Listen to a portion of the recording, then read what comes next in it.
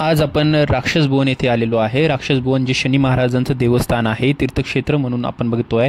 या देवस्थानाला आल्यानंतर इथं आपण बघतो आहे बुध आणि शुक्र यांचेही मंदिर आपल्याला बघायला मिळत आहे।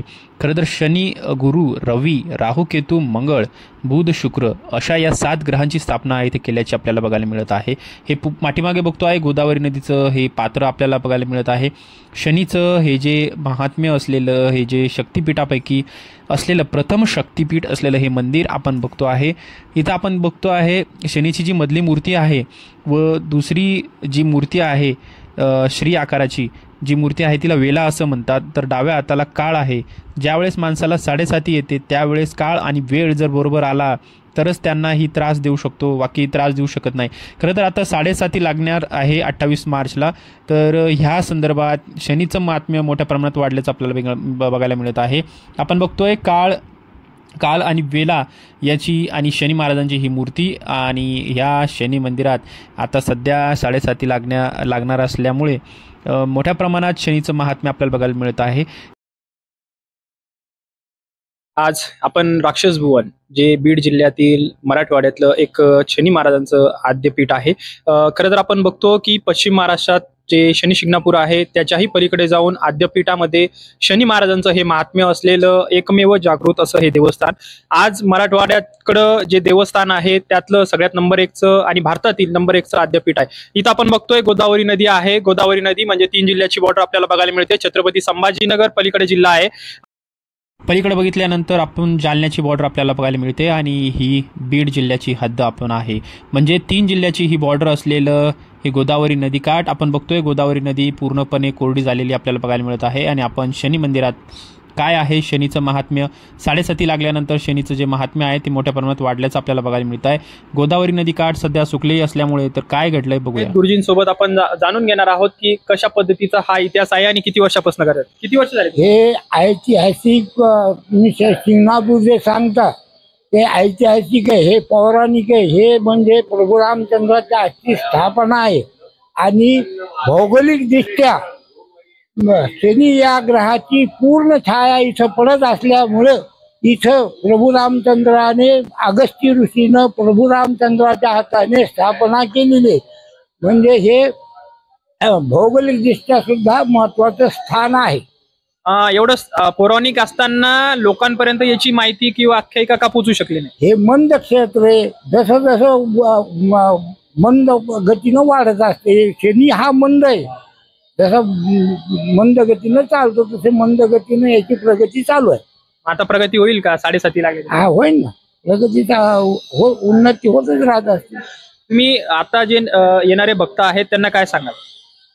काय पूजेचं सांगणार, बाकी काय नाही। येण्यासाठी म्हणजे इकडे या किंवा शनी शिंगणापूरला जाणारे जे भक्त आहेत त्यांना इकडे येण्यासाठी मत्सर करता येत नाही ना आम्हाला, इकडे या तिकडे जा। त्यांची जिथं पूर्ण भक्ती आहे तिथंच आपण जायला पाहिजे।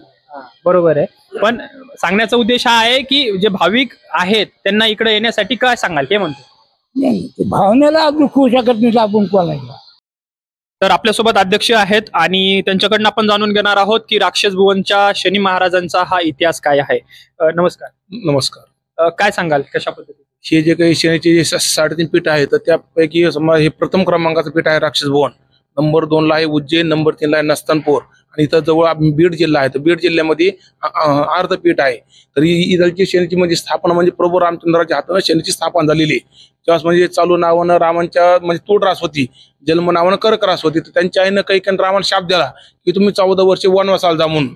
त्यांचे गुरु होते वशिष्ठ। त्यांना त्यांच्या गुरुंना प्रश्न विचारला, मी तर म्हणजे राजपुत्र म्हणे, माझ्याकडे सगळे म्हणे धने व भव्य संतती संपत्ती सगळे म्हणे, तरी सुद्धा मला हा म्हणजे वनवास का आला म्हणून। तर म्हणजे वशिष्ठांना सांगितलं की तुमच्या कुंडलीमध्ये शनीची 7:30 चालू म्हणे, तर 7:30चा त्रास कमी होण्यासाठी तुम्ही हा 14 वर्षाचा वनवासाला जा म्हणून। तर गुरुच्या आज्ञेमुळं आणि आई तर हट्टाला पेटली होती की रामाला वनवासाला पाठवून देईन आणि भारताला सगळं राज्य देऊन टाकेन म्हणून। तर आईच्या हट्टामुळे रामानं 14 वर्ष वनवासाला जाण्याचा निर्णय घेतला। तर म्हणजे वनवासाला निघाले असताना त्यांच्या वडिलांना दशरथ राजानं राम राम करून प्राण सोडून दिले। पुढे गेले सीतेचं हरण झालं, लव आणि कुशाचं त्यांना काही प्रेम काही मिळालं नाही। नंतर वनवासामध्ये भ्रमण करीत असताना स्वतः रामचंद्र ह्या भूमीमध्ये आले।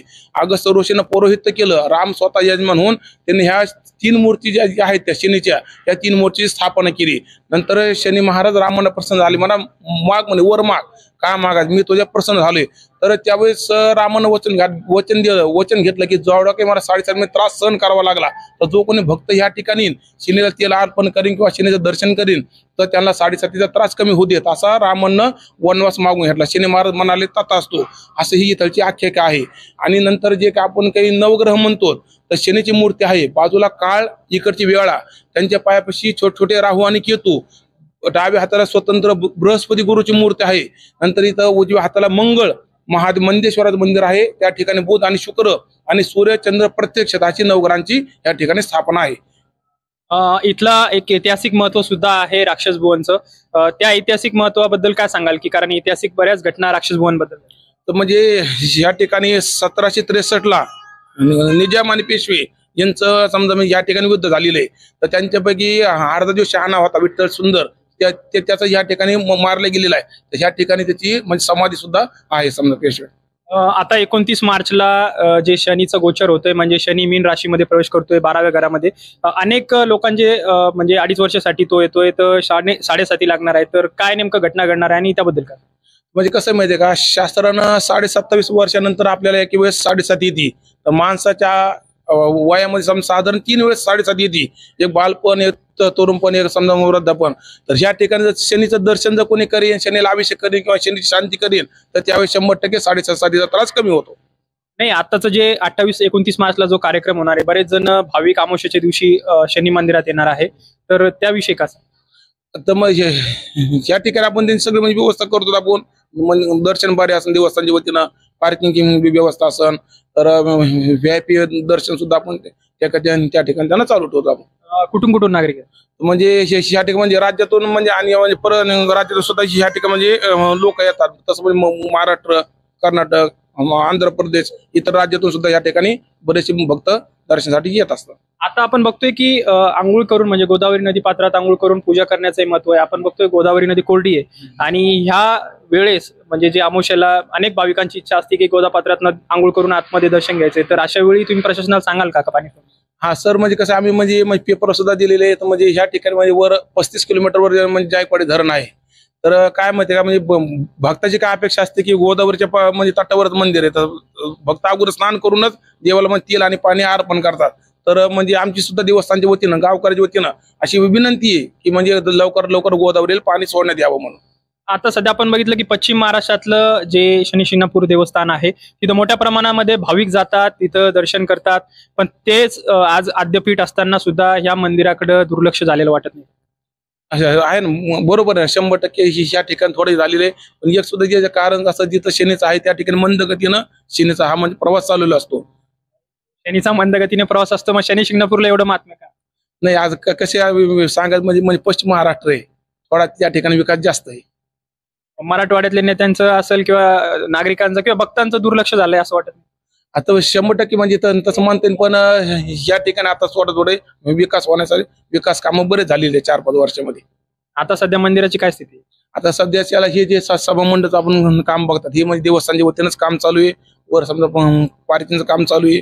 या ठिकाणी आपण अमावस्येसाठी किंवा येणाऱ्या जे पौष अष्टमीला शनीचा जन्म असतो, या ठिकाणी मोठ्या म्हणजे भक्तांची यात्रा भरते. तर त्यावेळेस म्हणजे दर्शन बारीसाठी आणि उन्हापासून पाण्यापासून जे भक्तांचं संरक्षण व्हावं त्याच्यासाठी आपण हे सभा मंडळाचं काम देवस्थानच्या वतीने केलेलं आहे. गुरुजी सुद्धा आहेत, काय सांगा? नमस्कार. या ठिकाणी जे आहे हे शनी मंदिर आहे, भारतातील 3.5 पीठापैकी नंबर 1चं हे आद्यपीठ आहे. हे प्रभू रामचंद्रांनी स्थापन केलेलं आहे त्रेतायुगामध्ये. त्यामुळं या ठिकाणी प्रभू रामचंद्रांना वनवासामध्ये त्रास झाला, त्या त्रास कमी होण्यासाठी म्हणून या ठिकाणी शनिदेवांची रामाने या ठिकाणी आराधना केली आणि शनिदेवाची या ठिकाणी शनिदेवांनी रामांना या ठिकाणी दर्शन दिले. त्यावेळेस शनिदेवांनी रामाला सांगितले, तुम्हाला काय आशीर्वाद पाहिजे मागून घ्या. त्यावेळेस रामाने सांगितले की कलियुगामध्ये जे काही भक्त आहेत ते भक्त माझ्यासारखा त्रास होऊन 7.5 करू शकणार नाहीत, त्यासाठी मी तुमची या ठिकाणी स्थापना करतो. त्या निमित्तानं जे काही कलियुगामध्ये भक्त येतील 7.5 विशेष करून जे येतील ते या ठिकाणी यथाशक्ती पूजन करतील, दर्शन करतील, तेल वगैरे चढवतील आणि या ठिकाणी माझ्यासाठी दर्शनाला येतील. त्यांच्यासाठी मी त्यांच्या 7.5 त्यांना त्रास कमी देईल असं या ठिकाणी रामांना शनिदेवांनी या ठिकाणी म्हणजे वचन दिलेले. त्यामुळं भारतातील नंबर 1च हे शनिदेवाचं आद्यपीठ आहे. आता हे शनी शिंगणापूर जे आहे तर हे 40-50 वर्षापूर्वीचं आहे. पण हे जे आहे हे ऐतिहासिक आहे आणि जुनं आहे. त्यामुळं फक्त विकास नसल्यामुळे थोडं मागासलेलं दिसतंय. त्यामुळं माझी भक्तांना एक विनंती आहे किंवा हे जे आहे हे आद्य प्रथम पीठ आहे. त्यामुळे याला जास्तीत जास्त म्हणजे महत्व आहे. त्यामुळे भक्तांनी या ठिकाणी जास्तीत जास्त येऊन या शनिदेवांचा आशीर्वाद घ्यावा असं मी सांगतो. आता जे 7.5 म्हणजे लागणार आहे, गोचर लागणार आहे, या राशींना लागणार आहे, ती राशीबद्दल काय सांगाल आणि कोणाकोणानी इथं यायला आता गरजेचं आहे? आता जे आहे मकर राशी 7.5 संपती, नंतर कुंभ, मीन आणि मेषला चालू होती, स्टार्ट होती. कुंभ वर्षाचे जे आहे, कुंभ राशीचे 2.5 वर्ष राहतात आणि मीन राशीचे 5 वर्ष राहतात आणि मेष राशीला स्टार्ट होते. त्यामुळं ह्या राशींचे जे काही भक्त आहेत त्यांनी या ठिकाणी देवस्थान म्हशी या ठिकाणी शनीच्या मंदिरामध्ये येऊन शनीला तेल वगैरे अर्पण करून पाणी वगैरे चढून दर्शन करून या ठिकाणी शनिदेवाचा आशीर्वाद घ्यावा. त्यामुळं त्यांचा 7.5 जो काही त्रास होणार आहे भविष्यात तो कमी होऊन जाईल. मेष राशी कोणते राशी? हे जे आहे कुंभ, मीन आणि मेष या राशीच्या लोकांनी आता 7.5 लागणार आहे 29 तारखेपासून 2025 पर्यंत. हो, तर त्यांनी आता 29 तारखेला पण म्हणजे जे परिवर्तन होणार आहे, गोचर होणार आहे, त्यांनी आले तर चालतं आहे ना? हो, त्यांनी म्हणजे जास्तीत जास्त इथे या ठिकाणी येऊन, कारण त्यांच्या राशीमध्ये आता मेष राशीमध्ये शनी प्रवेश करत आहेत. त्यामुळे त्यांनी इथे या ठिकाणी येऊन शनिदेवाला पाणी वगैरे तेल वगैरे म्हणजे वाहून शनिदेवाचे आशीर्वाद घ्यावा. त्यामुळे त्यांचा 7.5 त्रास कमी होईल. कारण हे वरदाय ठिकाण आहे. एकमेव समजा हे असं वरदाय ठिकाण आहे की या ठिकाणी शनिदेवांनी रामांना वचन दिलेलं आहे आणि रामाने शनिदेवाकडून वचन घेतलेले की 7.5 मध्ये फक्त याच ठिकाणी भक्तांचा जो काही त्रास आहे तो या ठिकाणी आल्यानंतर शनिदेवाची आराधना केल्यानंतर दर्शन केल्यानंतर कमी होईल. असं एकमेव भारतातील हे म्हणजे आद्यपीठ आहे. निश्चितच आपण बघतोय की कशा पद्धतीने शनीचं हे महात्म्य आणि शनी मंदिर असलेलं हे मराठवाड्यातलं राक्षसवन असलेलं तीर्थक्षेत्र आहे. ऐतिहासिक नाही तर पौराणिक असा हा असलेलं हे क्षेत्र आहे. रामाच्या पासनं याचं हे महात्म्य आहे. तर जास्तीत जास्त लोकांनी आणि भक्तांनी शनी मंदिरामध्ये किंवा ज्यांना आता जसं गुरुजींनी सांगितलं की ज्या राशींना शनीची 7.5 लागणार आहे त्या राशीच्या लोकांनी सुद्धा इथं येऊन दर्शन घेऊन त्यांची 7.5 त्रास कमी होईल असंही त्यांनी सांगितलंय. आपण पाठीमागं बघतोय की मंदिराचं काम जोरदार चालू आहे. जे मंदिर आता म्हणजे विकासाच्या दिशेने वाटचाल करतायत आणि निश्चितच येणाऱ्या काळात ह्या मंदिराचं महात्म्य आपण म्हणणार नाही की तुलना करणार नाही की शनी शिंगणापूरपेक्षा जास्त, पण ठीक आहे त्या तोडीसतोड मराठवाड्यातल्या भूमीमधलं हे मंदिर निश्चितच तरुणांसाठी किंवा भाविकांसाठी एक तीर्थक्षेत्र निश्चितच होईल.